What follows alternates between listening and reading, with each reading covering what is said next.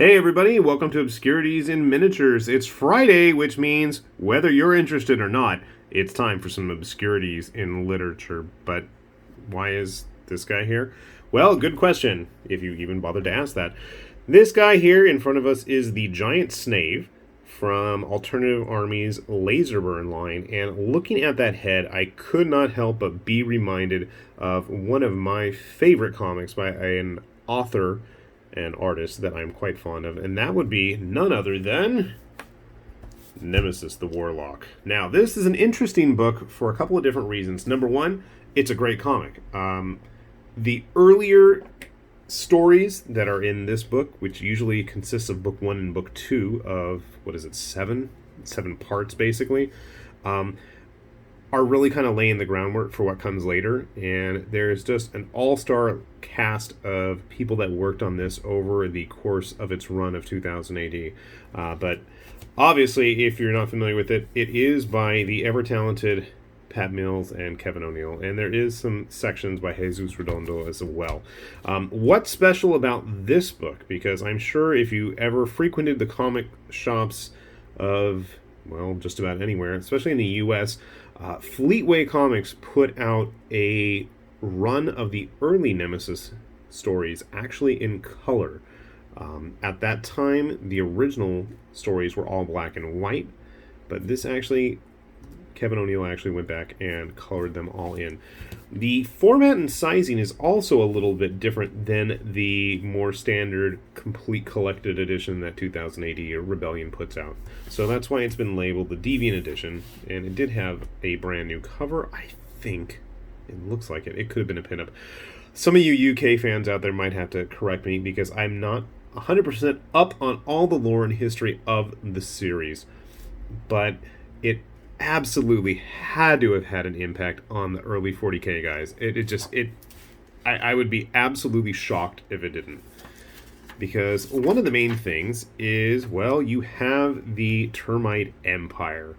And the Termite Empire of Terra and their various Latin-infused names obviously served as a bit of inspiration, I think, for the Imperium of Mankind in 40k. And it's not like they weren't any strangers at early Games Workshop to what was going on with 2000 AD. These original stories, I want to say, were published probably around 1980, 80 or 81. I really enjoyed the earlier stories where they're a lot more just episodic and, monster of the week types. Gives me very strong vibes of Metalzoic, which is one of another favorites of mine. I absolutely love Kevin O'Neill's work.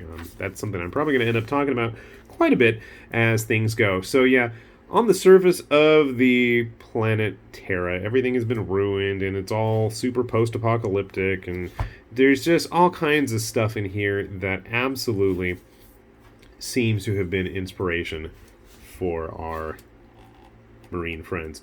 The biggest, besides their Inquisitors running around with their absolute hatred of aliens and xenoforms of any size and shape. But it's just kind of cool seeing this stuff in color. I originally read some of this in the collected editions in black and white, but it was kind of a treat to come back and see this. I can remember seeing it on the shelves as a kid at places like Mile High when that was a thing back in Orange County in Southern California. I've never been to the location, as the name implies, in Colorado, but we were big fans. So it is kind of cool. And there were a few little parts throughout the book that actually have little tidbits of art that Mr. O'Neill went back and added in just to have the book fit within the confines of the American comic. Yeah.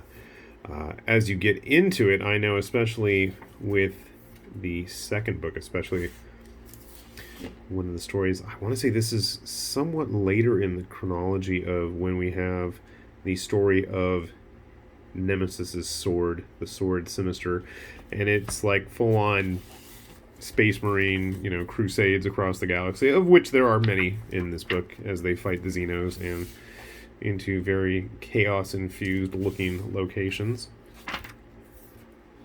Yeah, it's just a fun book. I think it really gets exciting and interesting when we start to see some of his family show up. Let me get into some of the Redondo art. Jesus Redondo.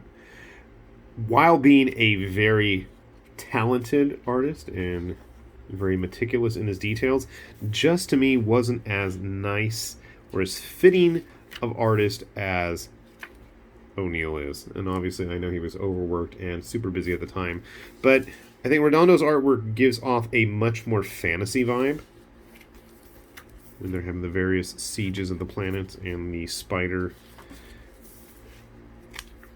guards of the prison planet when they capture all of the termites from one of the various crusades against the aliens.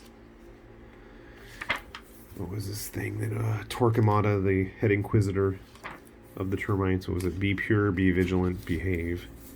That's his big thing. See, I thought for this section of the book it gets a bit more comic booky, but then as we skip over and we start to see things such as Nemesis's wife when she first shows up, his child, her arrival, the assassins, there's just all kinds of fun stuff. And then the book finishes with the whole siege of Yggdrasil Castle, which also is one of the first stories, I believe, that we start seeing other 2000 AD characters showing up. Netquake from Robusters and what's the other one? ABC Warriors. And just really, really nice looking stuff. I do prefer O'Neill's artwork as it became more painted, and one of the things I always loved was in the Mac the Torca Armada, which was a giant mech in the shape of Torquemada that was too big to actually move on its own, so it has crazed religious nuts basically volunteer to push it and roll the wheels in his feet. It's just absolutely got to be an influence on 40K with the big giant battles. I mean, you can see that they just had an absolute joy of drawing this kind of stuff. And if you're familiar with Kevin O'Neill's work, it's pure craziness. Yeah. Arch Deviant defeated. So in the back we also have some of the original covers. I can remember seeing this one at the comic shop. It's the Eagle. I swear to God, I thought it was Fleetway. Maybe I'm misremembering things. Didn't Eagle become Fleetway or something? Maybe that's it. And then we have one of the later stories here, The Tomb of Torquemada. And to me, this is like prime Kevin O'Neill art. I love this stuff. To me, this is the stuff that I kind of grew up with reading martial law in the early 90s. I really enjoyed that work of his. And that's something we can talk about some other Friday. Martial law is still my absolute favorite superhero book. But yeah, just a neat little sidestep into comic history here. Nemesis itself is a really cool book, especially if you get a chance to read through all 3 volumes. Some of the parts are quite different, and the story kind of mutates and evolves into some interesting ways that I really don't want to spoil too much, but it is the whole rebelling against the evil empire theme as well.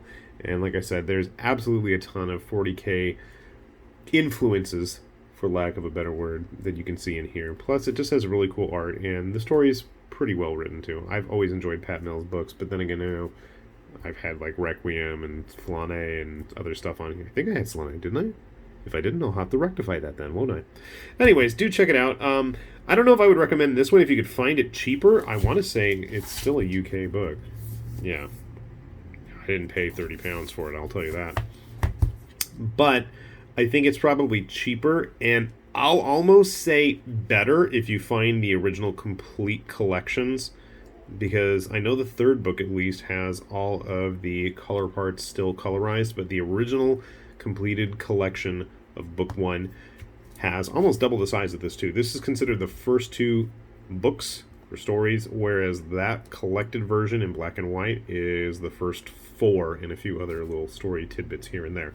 So if you're interested, do take a look. He is a very unique creation, and to me kind of epitomizes what I like about 2000 AD even more than Dread.